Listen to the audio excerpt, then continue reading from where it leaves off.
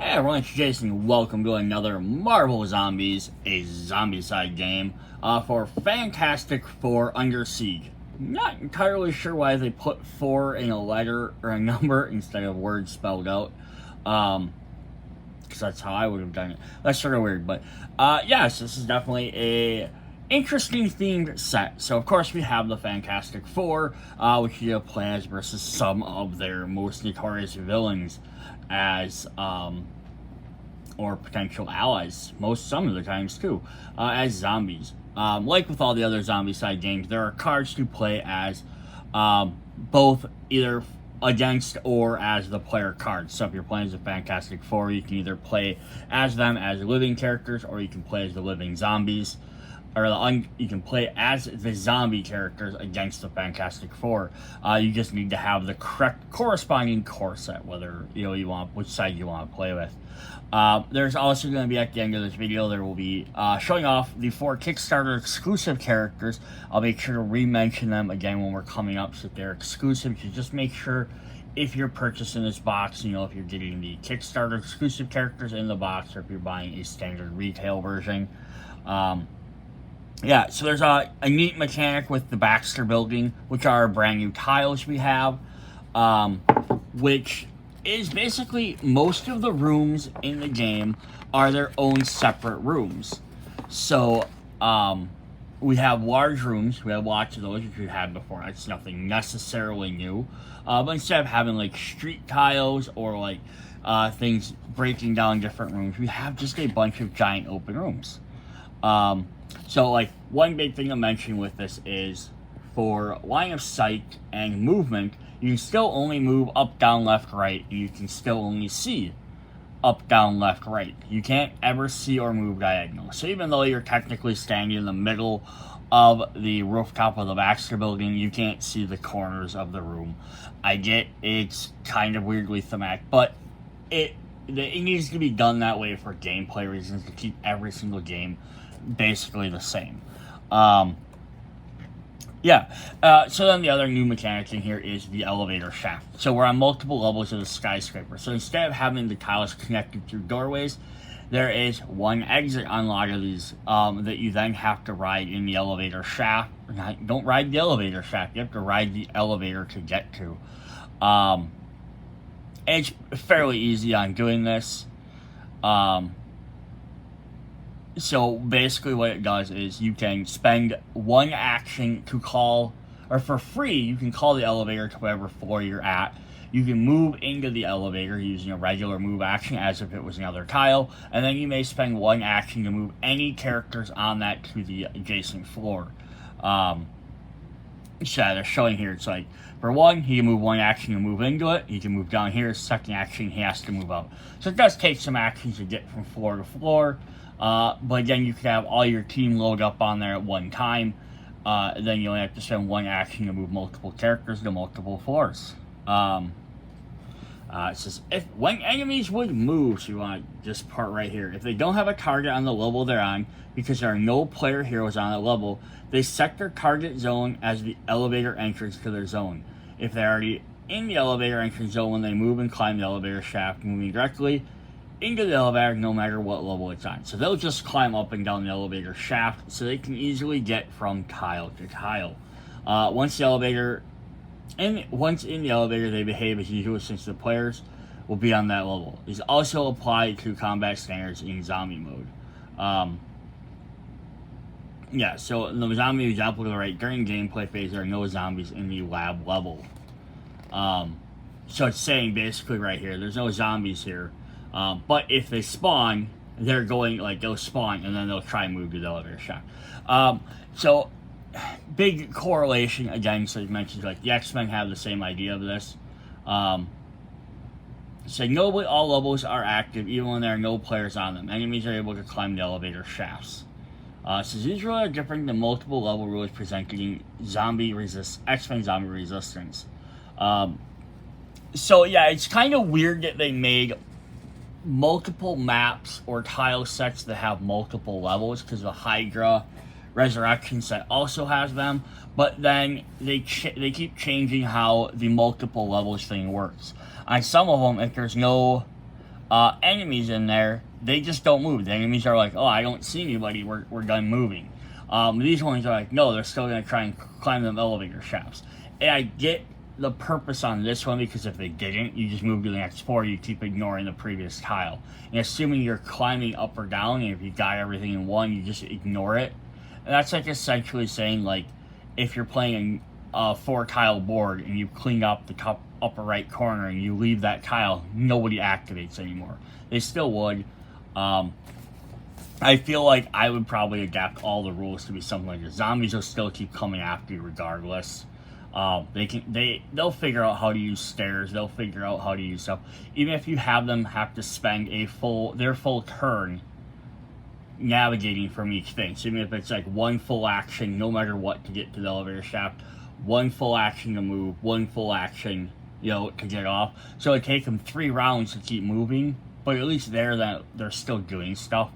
I mean, this one obviously just says they'll keep moving, but like, I would even implement that for like the X-Men one and stuff as well. So that's basically just redoing that. So that's basically all there's for new rules. It does say when a player hero enters a new level for the first time, it will spawn indicated enemies just as they've accessed or opened up a door. So things won't spawn in there until they open up a door, and then when they get in there, then it treats it like they just entered a brand new room anyhow. So there's a bunch of missions for both sides for hero mode. I always love the way the missions work because they are separate. You can play each one on their own, but they do also kind of work as like a full little story. You play one after another, kind of saying what's sort of been happening. So all of these, you can see like they just have the 4 tiles, and then you have to move between the 4 different tiles using the elevator. This one's kind of neat because they actually use the city tiles as the zombies to get into the Baxter Building, and then from there, if you're playing like through the rest of the story, then you start getting all the different ones. I do want to note the last mission in the game. So this is very interesting how this works, because I don't think I've ever seen a zombie side game do this before. I might be wrong. They might have ones that have, but you play with all 4 these sides up. And then what you're doing is you're transitioning from one to the next, and you're going through each one. And then as you clean off an area, so as I clean off this one here, which we start on, we move to the next area, this tile flips over and it becomes this one down here. And then so on. As you're moving from floor to floor, each one is changing. And now, so I go 1, 2, 3, 4, and then after I get here, these ones get all flipped, and I'd start going the other direction. So that's really interesting way to do this, right? You're going from floor to floor, but then you flip them over and you actually use the other tiles to keep going. But since you'll always have a couple of rooms behind you, you always have some extra rooms coming up. I get they're not going to keep spawning after you, but you have to go in like, oh, I gotta run up, rescue the bystander, get back out. So it's kind of a neat idea and mechanic. Actually, I think technically it's rooftop going down to here. This is the middle of the building, and I think these are the going down the other way. But you start here, because I think you have to go up to the top to get stuff, and then you have to go back down. I have to reread exactly. But that's neat to have a way that lets you flip over each tile to utilize the other side. Again, most other games never have you utilize the other side of the tiles. Basically, you play it on your map, that's it. Alright, so that's pretty cool. So let's take a look at the tiles and see what we got here. So we're going to start off with a street level one, which have the opening to the Baxter Building. A big giant purple finger. I'm guessing it's possibly a sentinel, which is very interesting why that would be here. But there's the Fantastic Four table. That makes me laugh. There's a little bit extra detail in here, but yeah, we're going to get stuff where you can have rooms off to the sides. You could make this like just the ground level and then work with all the rest of the other buildings. So you could have like the Wakanda Embassy over here and the Avengers Tower over here. And all that neat stuff. You don't have to do anything special on there. And then here they have a spot here is where you'd have like the elevator tile. So we get the little Baxter elevator tile, which is double-sided. And that just kind of fits right in there. You just kind of have it hang out there. I think technically you could put it on any single spot if you wanted to. There's no indication where you'd have to put it. And then since these are all the same, same building, we're just gonna flip it over. So yeah, there's another one of those fingers. So unless that's supposed to be Galactus's fingers, which very well could be. I'm just looking at our Galactus model. Big giant purple fingers. He has a little black band. That's probably Galactus's hand. Yeah, so here's the helipad. Kind of cool because you have like one zone here and then you have all the different little zones around it. But as again, you can notice the only door is on the one side. Alright, then we have a medical lab on 20R, tile 20R there. Yeah, so just fairly interesting way to do like a regular building room. Again, because it only has one actual exit there at the bottom. So it makes the gameplay a little bit differently. So you can even have these like, linked to other regular street tiles.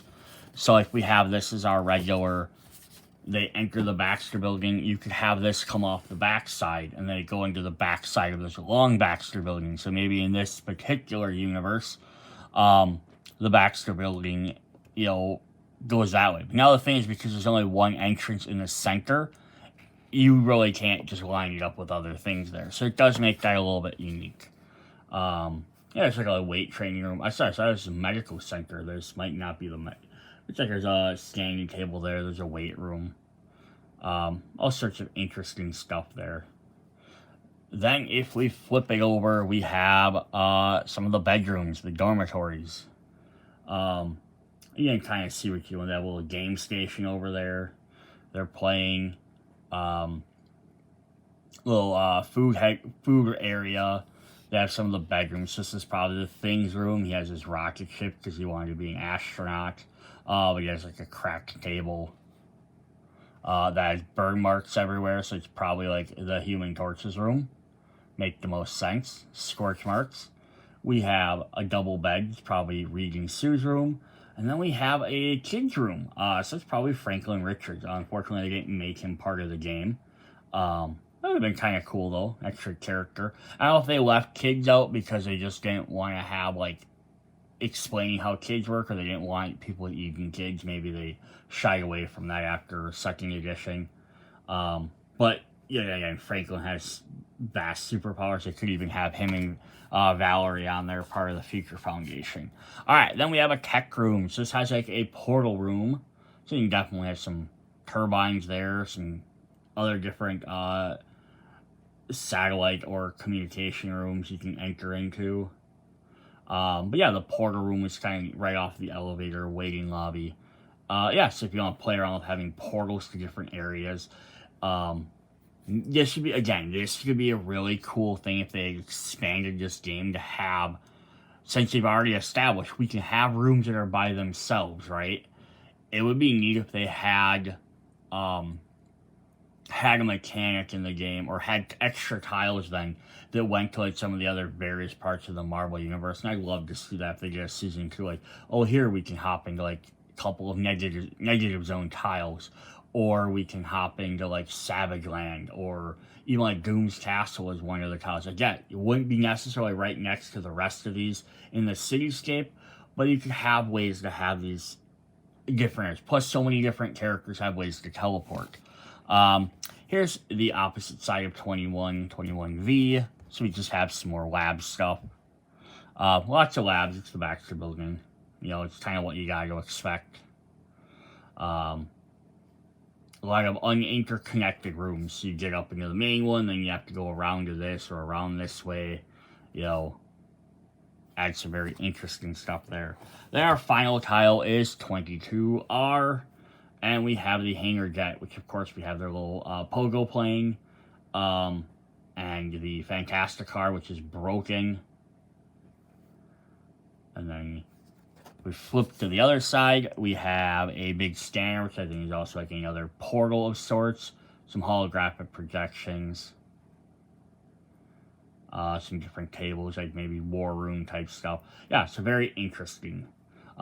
There's also another mode in there I didn't show off, one of the mission scenarios, which is really fun, where they have the 4 different rooms separate, but instead of taking the elevator shaft from one to the other, you actually teleport between them.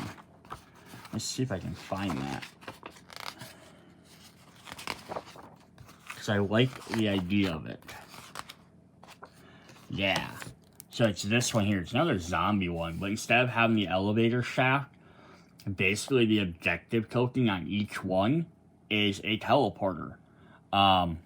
Short range teleport. Objectives cannot be taken. They represent short range teleporters. A zone with an objective is considered adjacent to any other zone with an objective. Enemies and bystanders can move between them as usual. Keep in mind there's no line of sight between teleporters. Yeah, so it's kind of neat. So rather than taking that elevator shaft, is you have to then clean out whatever's in the rest of your bystander, defeat your characters or whatever. And this one, it's actually you're fighting, you're eliminating the Fantastic Four superheroes, is the idea. It's just supposed to be fighting against the 4 heroes in each room. And then as you defeat them, then you can jump in. So it's each player starts in a different room.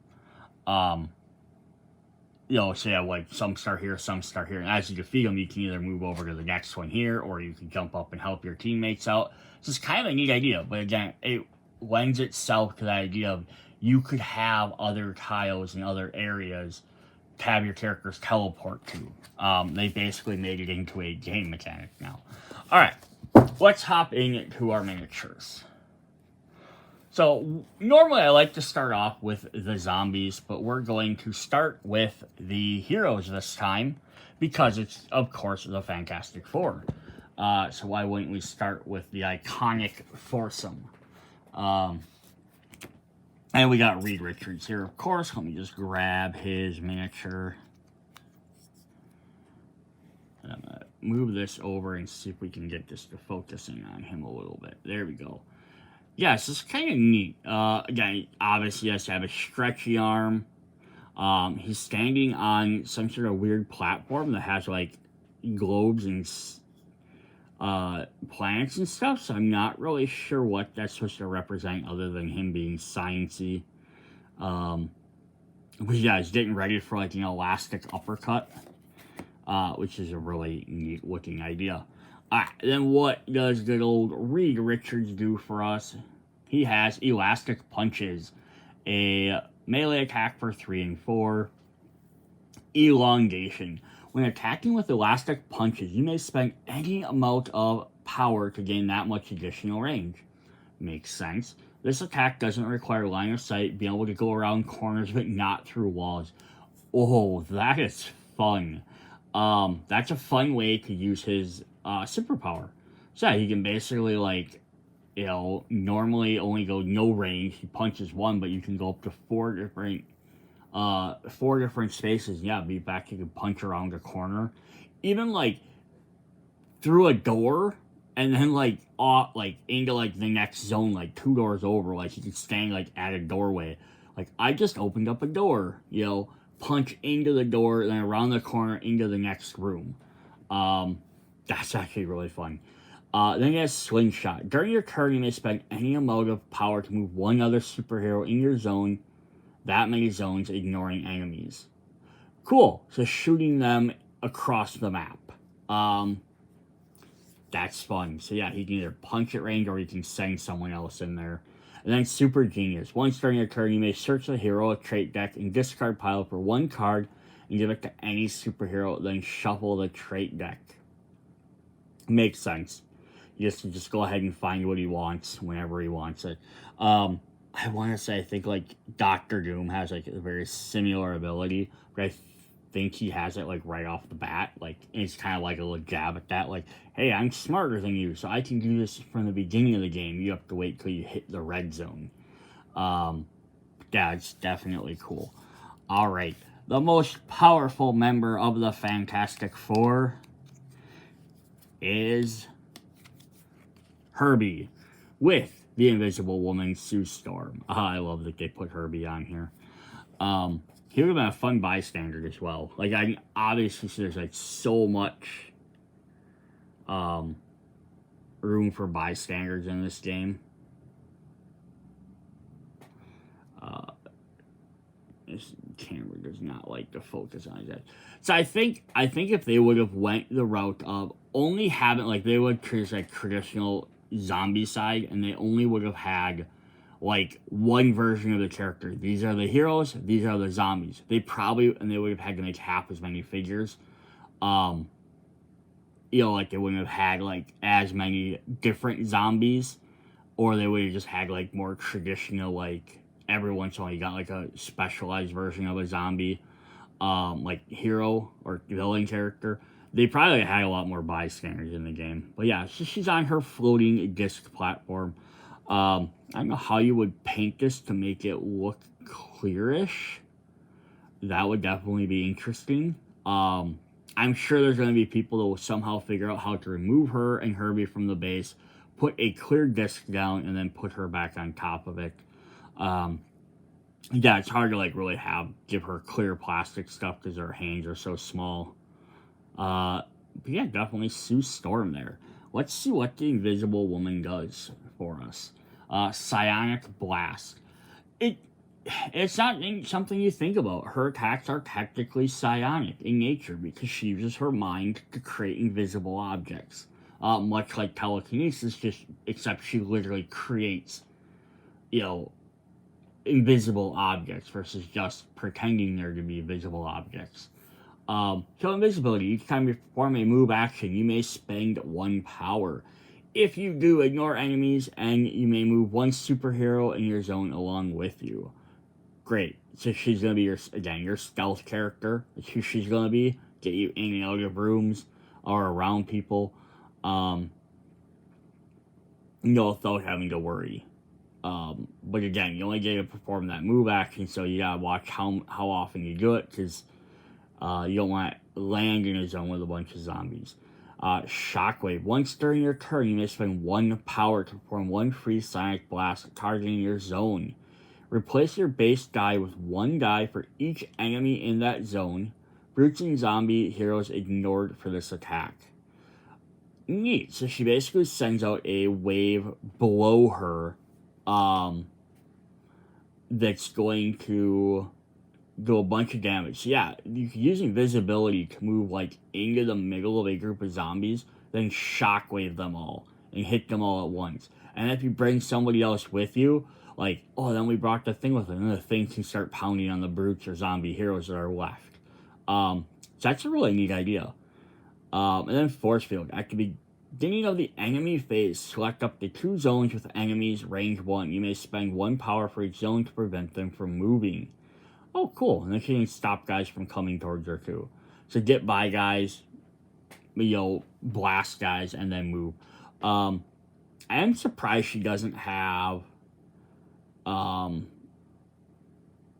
like, the ability to, like, shape shift and stuff, where she can just basically be ignored at the end of the enemy phase. Because, again, you can only have 3 things, and I'd rather have something a little bit different than another shape shift ability, because there's a couple other characters that have that as well. Alright, we're gonna turn up the heat and look at Johnny Storm, the Human Torch.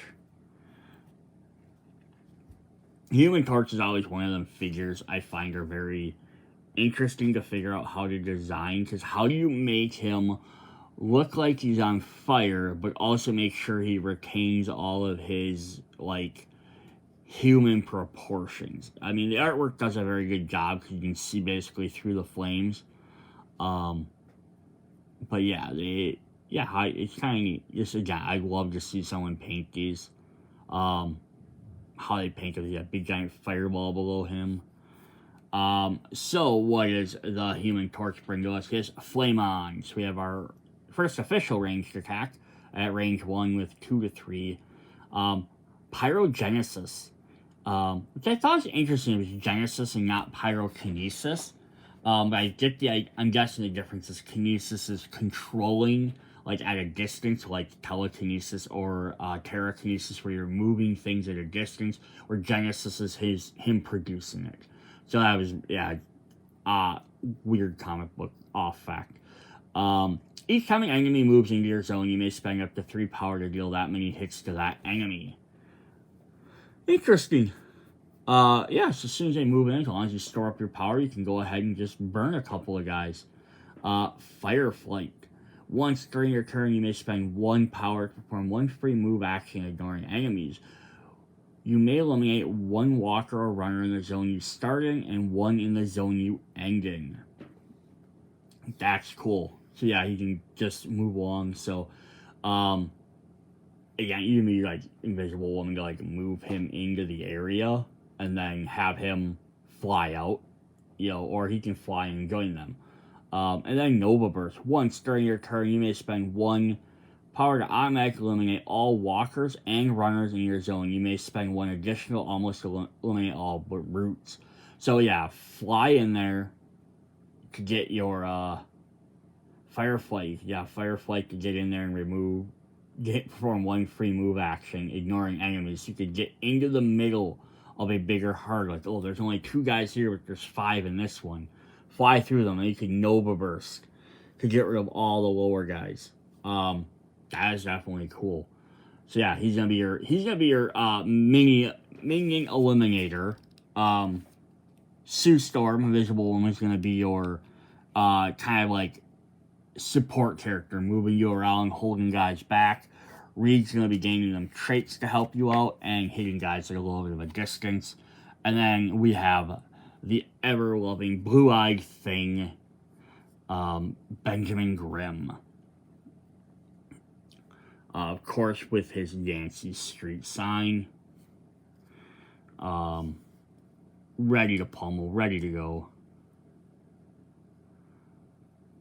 I love just that stop sign, like a little walk, don't walk thing down there. Plus the stoplights, maybe not realistic per size-wise, but it's the fire hydrant, the sewer cap down there. Sewer cap, the sewer lid. Alright, what does the thing do for us? He's gonna be our beat stick for the game. He will have Pulverize, melee for 3 and 4. So we only have 1 true ranged character? No, Invisible Woman does ranged. So 2 ranged, 2 melee, but of course Mr. Fantastic can also opt to do melee. But you see there's definitely teamwork between all those characters. Shooting guys across, keeping them invisible, taking out... Like, all the Human Torch doesn't necessarily work directly with everyone. He can help eliminate all the small guys for everybody. So, the thing has toughness and willpower. It gives him 5 health instead of 3. When you would suffer a wound, you may discard 1 hero trait to ignore it. So yeah, he's just going to be able to tank guys for you. It's clobbering time. After each attack, if you eliminate a brute or zombie hero, you may perform 1 free pulverize attack. This can trigger further free attacks. Nice. So yeah, Human Torch takes out the little guys. Thing comes in and clobbers the big guys. Not so tough, are ya? Before attacking with Pulverize, you may spend 1 power to have enemies suffer -2 toughness. Each time you eliminate a zombie hero, you may perform 1 free power-up action. Oh, that's crazy. So, basically, use Not So Tough Are You.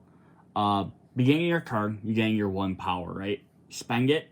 All enemies have -2. So that means brutes are now down to 1. And most enemy characters, zombie heroes, have 3 health. There are some that have 4, some that have 5. Majority of them have 3. So now they're down to 1 as well. So you spend your 1 power, and then it says, then you attack. And if you defeat a zombie hero or a brute, now you get to perform a free pulverizing attack again.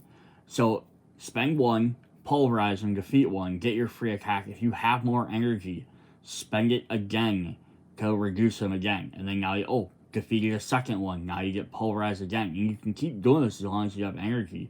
Plus the fact is he gets 1 free power-up action. So as soon as he eliminates a zombie hero, so reduce it to 1, use this to eliminate it, get a free pulverize attack and a free power-up action. Use your power-up to get you 2 power again, spend 1, drop him down to 1, defeat him again, another 1 if there's 1 there, or take out brutes. So he can basically just clean out all them guys right there. That's really cool. That is really fun. Alright. let's jump into our zombies that we get to play as. What would the Fantastic Four be without Doctor Doom, who is holding it looks like probably the Darkhold. Why a zombie version of Doctor Doom has a giant magical book, I don't want to even fathom. But look at the detail in that book. I mean, obviously it's not like crazy, but still. He has little pouches, his armor's wearing down. Again, zombies don't care about maintaining stuff. Yeah, that's really cool. I wish he had the big giant D belt buckle for Doom. I know it's ridiculous looking, but it always makes me laugh. So what does Zombie Doom do? Zombie Doom is going to fire lightning at you. For a ranged attack of 1 with 2 and 3 on your dice. Doom does not yield. Each time you eliminate a superhero, draw 1 zombie trait. During your turn, you may discard 2 zombie traits to reduce your hunger by any amount. Cool. So he doesn't spend his traits to keep him from dying, so he uses his smarts there. I am Doom. Before attacking, you may discard zombie trait cards. For each discarded card, gain 1 range, or +2 dice, or +1 to dice result. This is your accuracy. Or, there's another or. Enemies suffer -1 toughness. Choose a card for each card, choose a different effect. That is cool. So you can discard up to 2, and you can gain... You can't gain the same 1.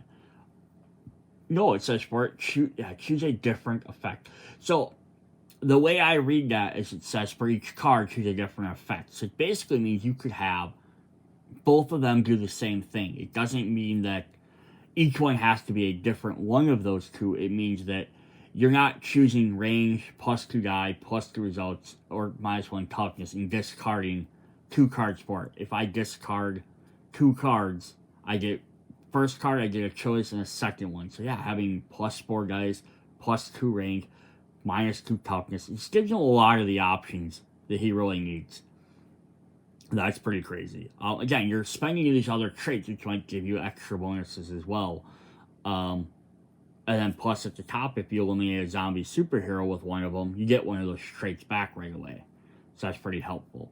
And then Undead Leader. Once during your turn, you may have 1 other zombie hero within 2 range, perform 1 free action, then resume your turn. Just Doom telling everyone else what to do. Even though he's undead, he's like, hey, over there, do this, do that. This Justices, I would have loved if we had.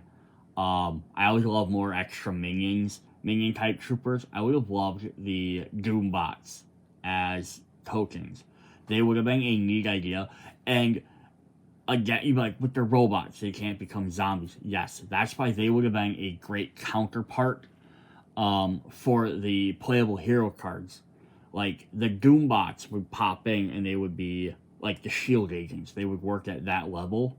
They could be like a counterpoint to like the Hydra agents. That would have been a really neat idea. The Hydra shooters from the Hydra set.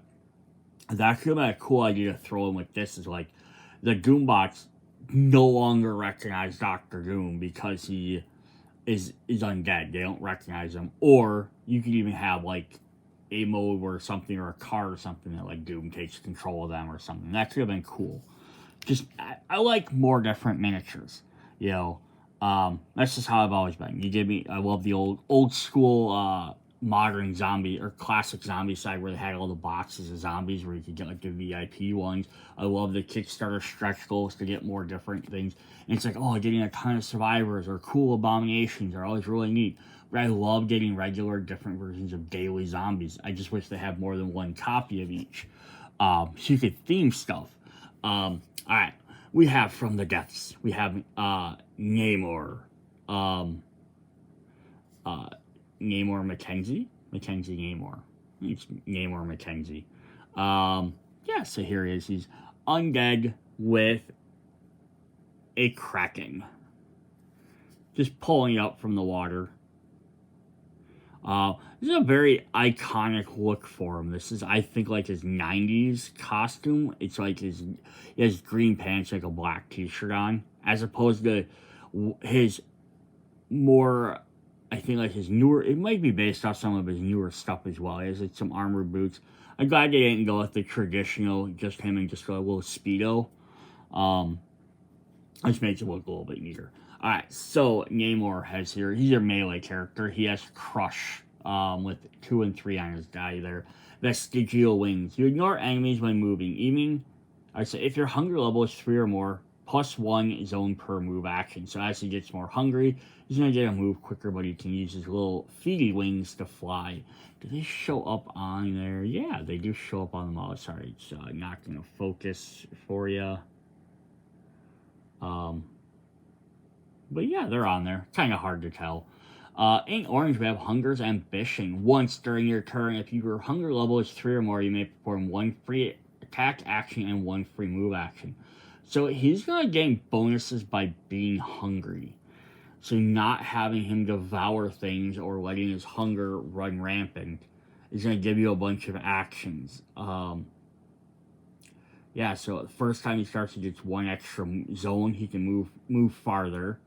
And ignore enemies so he can get right to whoever he needs to take out. And then when you get to orange, he also gets a free move and a free attack. So now it basically gives him, at that point, 6 actions, because you have your 3 additional ones, your +1 yellow action, and then a free attack and a free move. And then Hunger's Resilience. When your hunger level is 3 or more, each time you suffer a wound from enemies, roll a dice. On 3+, ignore that wound. If you're ravenous, this happens on a roll of 2 instead. Yeah, so now he can start preventing damage. So yeah, he's definitely your tank. He's going to get in there, have a lot of actions to be able to attack with, and potentially prevent himself from taking extra damage. Now we have a neat idea and concept here, is we have Black Bolt. With Medusa, technically. Yeah, so this is the only Inhuman in the entire set. Obviously, you could have made more Inhumans, but I guess, like, if again, you're looking at limited number of characters you can play as, I would rather have one zombie of the Inhumans, just like Black Bolt, representing them versus all 5 or 6 of the main royal family, and then not having other characters. But again, if they do a season 2, they always add more. Also, it's fun the way the zombies work in Marvel Zombies. Story-wise, is even if they're decapitated, they're still alive, and their heads. We have Headpool that does that. We have, their head gets chopped off, or part of their head gets decapitated, like Colonel America does in one of the first issues. He's still alive. Like, basically, you have to, like, destroy these guys to get rid of them. You can't just cut off the head or stab them in the head. That doesn't matter. Brains doesn't matter. So, and their power still works. So, yeah, using Medusa, like, old school Greek style, where he's holding the Medusa head and using it to, like, go ahead and attack people. So he has Particle Shot, ranged for 2 and 3. Medusa's Lash. Each time you attack with Particle Shot, you may automatically eliminate 1 trooper or specialist in the targeted zone. Getting rid of an extra guy when you attack is never a bad thing. Focus Shot. Once during your turn, you may perform 1 free Particle Shot attack, targeting your zone and rolling only 1 die. No bonuses possible. A successful roll deals a number of hits equal to your hunger level. Free attack, first of all. So you don't have to spend any hunger or anything to do it. But you roll 1 die, so 1 die is going to get you potentially anywhere from 1 to 4 hits. As opposed to his regular attack where you roll 2 dice and you have to hope to hit a 3 anyhow. But you only get 2 dice to do it, so the most you can do is, the 2 hits. It's kind of a thing of, like, the gamble between 1 die for whatever your hunger level is, you could potentially do more guaranteed damage versus more dice having a chance to hit more often there. And then finally, he has Sonic Scream. Once during your turn, you may become ravenous and automatically eliminate all troopers, guards, and specialists within a zone of 1. Cool. So yeah, when it hits ravenous, it shuts off like lots of his abilities. His special shot, he can only use Devour and Move. But the fact is, you can just eliminate everyone in your way. It might be worth the risk, right? Boom, get rid of everyone out of your way, and then now you can have Dr. Doom or Namor coming and start attacking the other big guys. Interesting. Alright, so then our last zombie in the core or in the base set of this game, the regular edition, is Clert or the Super Skrull, which is a definitely neat looking thing. Super Skrull here has always been a cool character just because, yeah, he embodies the 4 elements of the Fantastic Four. He's got stretchy arms there, of course. He's got a flaming rock arm. They didn't really show the invisibility on here too much, but it's hard to do. You also notice on the bottom he has a Kree helmet because their Skrulls and the Krees do not get along. But it's also neat because that also makes you like, oh yeah, look at this. So like the zombie virus infects, we already knew it infected humans, but we know now it can infect Inhumans and mutants and aliens as well. Galactus and Silver Surfer, but we have other different races that can get infected too. But definitely cool. What does Super Skrull do for us? He is interesting because he is copying their abilities. So he has Cosmic Mimicry, where he just does a regular melee attack, but he has Elongation. Cosmic Mimicry attacks gain an additional range equal to your hunger level. This attack doesn't require line of sight, being able to go around corners but not through walls. Much like Mr. Fantastic's Elongation ability. Fireflight. During your turn, you may increase your hunger from 1 free move action. Ignoring enemies, you may eliminate troopers, specialists in the zone you started and the zone you end. So just like the Human Torch. And Force Field. At the beginning of the enemy phase, select up to 2 zones with enemies at range 1. You may increase your hunger for each zone to prevent them from moving, like the Invisible Woman. So yeah, he gets to use all the... Basically, his attack is essentially the thing, but then he also has all the different abilities. So that's actually pretty cool. Granted, it'd be neat if they had a way to actually have one of the things abilities in there too, but then you would have had to like make him different than everybody else. But that's definitely a neat idea. Alright, then we have some bystanders, because we love having regular humans to try and eat.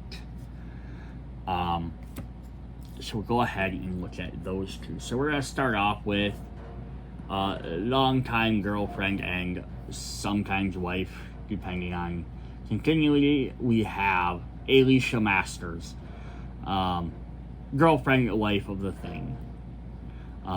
Which is also interesting. So this is the second blind character we have in the set. So the base game also has Blind Owl for the Deadpool set.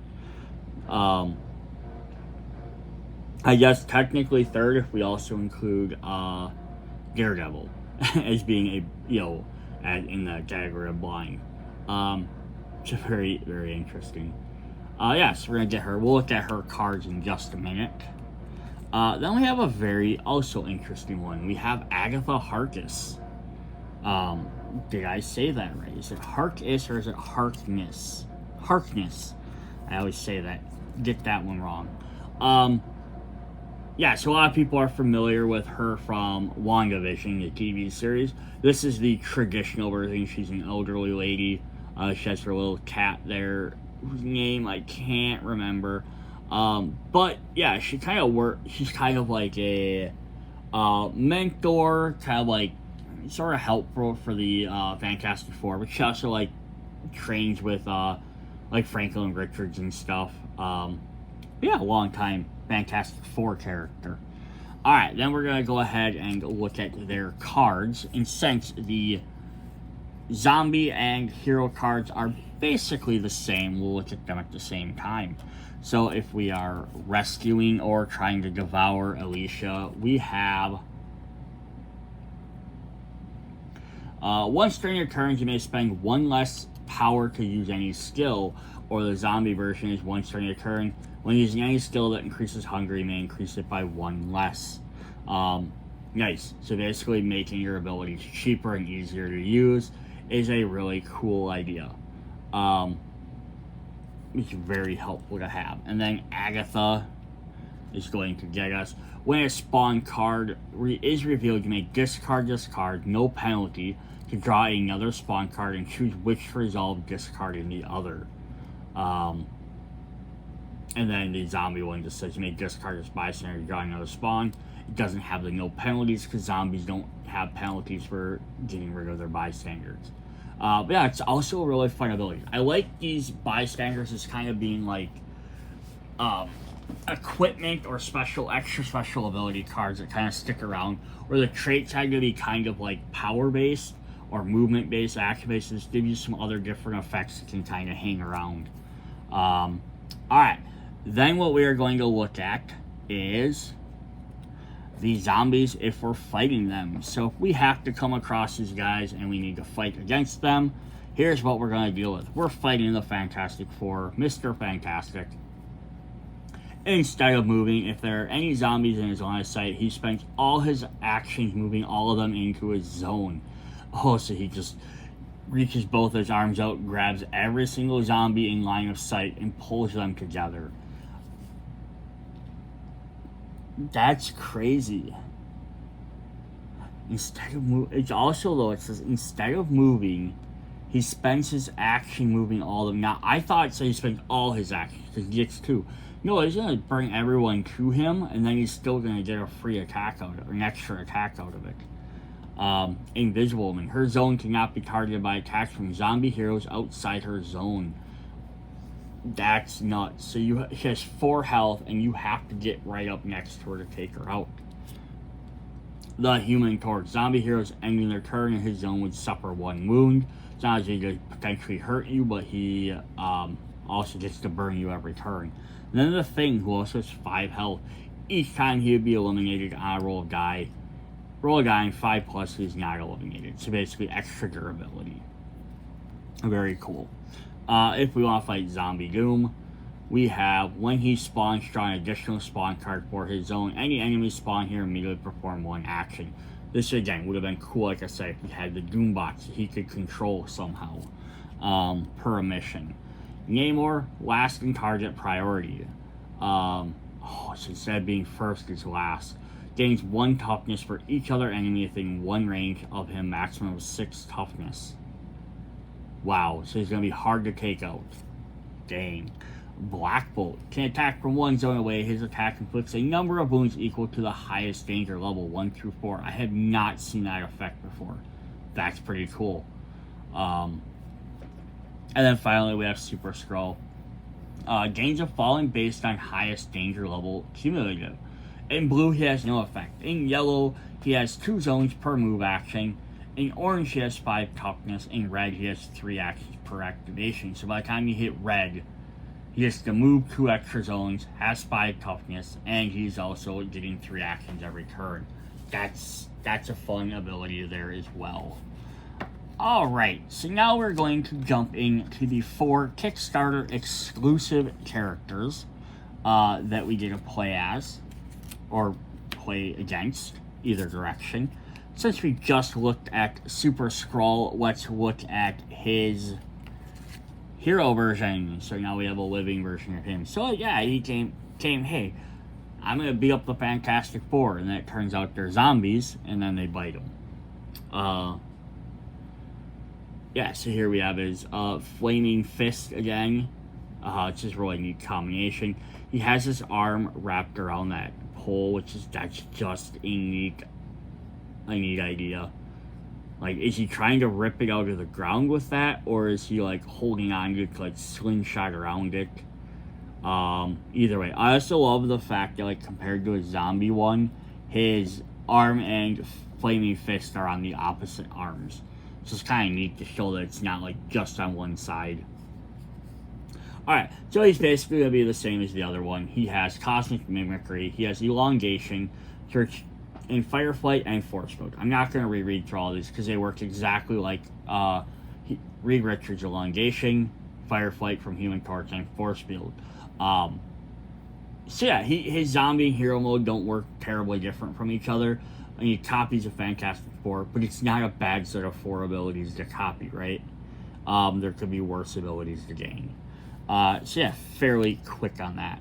Let's jump back into some zombos.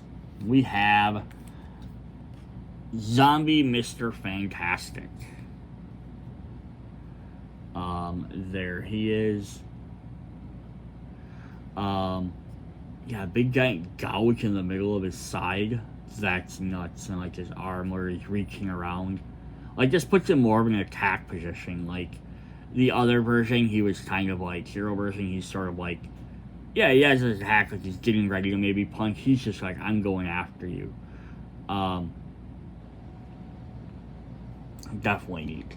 Remember, in the comic books, these are the original zombies for the Fantastic Four. And then they came from the Ultimate Universe. They came into the Ultimate Universe because Reed Richards was trying to find other Reeds to talk to, and this one tricked him by using holographic technology and all that fun stuff. And then they brought the zombie virus there. Elastic punches. So he has that again. He has elongation, gain additional range equal to your hunger level. Not require a line of sight, go around corners but not through walls. Snatch and devour. Once during your turn after attacking with an elastic punches, you may automatically devour one trooper, specialist, or bystander in the target zone. Cool, especially with elongation. So, whatever your hunger level is, you can go ahead and use that to reach around corners or reach farther to grab one of these guys and automatically devour them. What's also neat is with his elongations, like the hero version, the living version, you have to spend power, so however much power, so the more you can do. Here it's based on his hunger, so it's not as selective, because you can't force your hunger up most of the time. Undead Genius. Once during your turn, you may search the zombie trait deck and discard pile for 1 card and give it to any zombie hero, then shuffle the trait deck. That's awesome, right? The fact is you can not only find a specific one you need, is that you can give it to any other character. Oh, his regular one did say that too. I misread that. And give it to any superhero and then shuffle. And trait and discard pile. I didn't see that part where it said he gave it to somebody else. Usually they can just find it for themselves. But again, that works even better with that teamwork effect, right? So basically, yeah, he can give one of the other characters the ability to do what they need to be doing. Alright. Zombie Sue, who has a broken Herbie. She destroyed her Herbie robot after she changed. Yeah, I just love the detail on some of these guys here.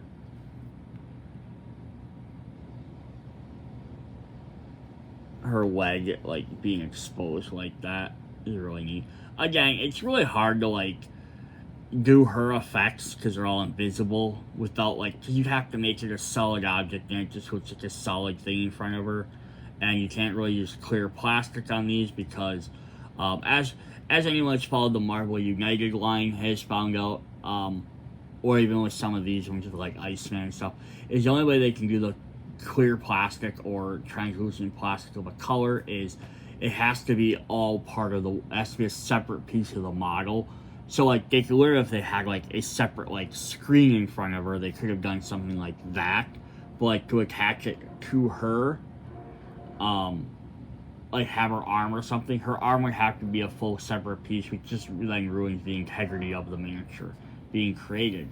So she has Sonic Blast again. Lots of their abilities are going to be the same. Whoops. Because zombies and heroes don't change that much. But she has invisibility. Each time you perform a move action, you may increase hunger. If you do, ignore enemies and move 1 zombie hero in your zone along with you. Force shift. Once during your turn, you may increase hunger and select zone within 2 range. Move all enemies in that zone into an adjacent zone, so pushing guys away, or pulling them towards you maybe. And then force field at the beginning of your enemy phase, so up to 2 zones with enemies at range 1. You may increase hunger for each zone to prevent them from moving. So pretty much the same as our other one, just using the hunger mechanic instead of power. Alright, then our final character in this set is Zombie Thing. So you're going to note we don't have a zombie Human Torch. He is in the Kickstarter stretch goal, which is just kind of the full bummer box. Full bummer. It's a bummer that he's in that box separate from these guys, but again, if these are all Kickstarter exclusive, it's ideally the same thing. At least they included all 4 regular members together. Alright, so here's the thing. Again, look at this giant gouge out of the middle of his side. If we can get this to focus on him. Oh yeah, it's just missing chunks of his body everywhere. On his heel down there, there's a safety cone. Yeah, back of his leg, his knee, like, is exposed to, like a rocky skeleton, which is kind of cool, right? Like, his insides are still, like, just rocks. You know, just different kind of rocks. Alright, so we have...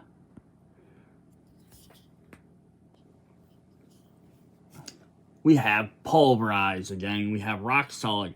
Enemies suffer -1 toughness against your attacks. While Ravenous, you cannot suffer wounds from troops or specialists. So, tanking. You're going to jump in and take out all the small fry. They're all... Brutes are down to 1. Everyone else is down to 1. Can't take damage. It's slobbering time. After each attack, you eliminate a guard or a superhero. You perform 1 free attack. This can trigger further free attacks. Not so tough, are ya? You cannot suffer wounds from guards. Well, Ravenous, you may reroll any misses when attacking a zone with superheroes. So this does change it up a little bit. The other one gave him extra power-up effect, so you could keep using his clobbering time ability. Here, instead, you have him up to red. He cannot suffer wounds from troops, specialists, or guards.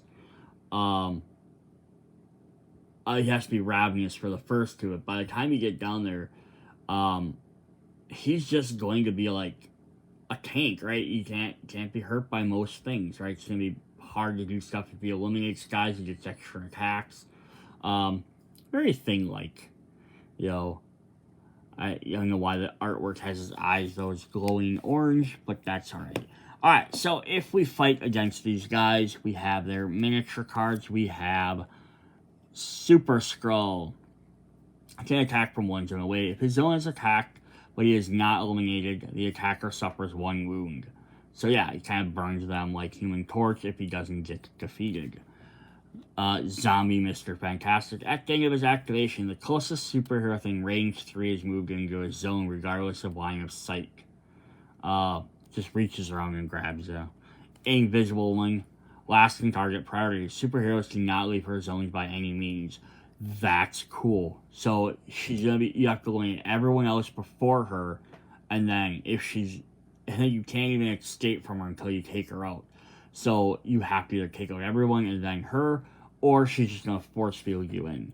And then the Thing. Superheroes must discard 1 heroic trait to attack his zone. Oh, that could be rough because that could ruin some good strategies. Plus the 5 health.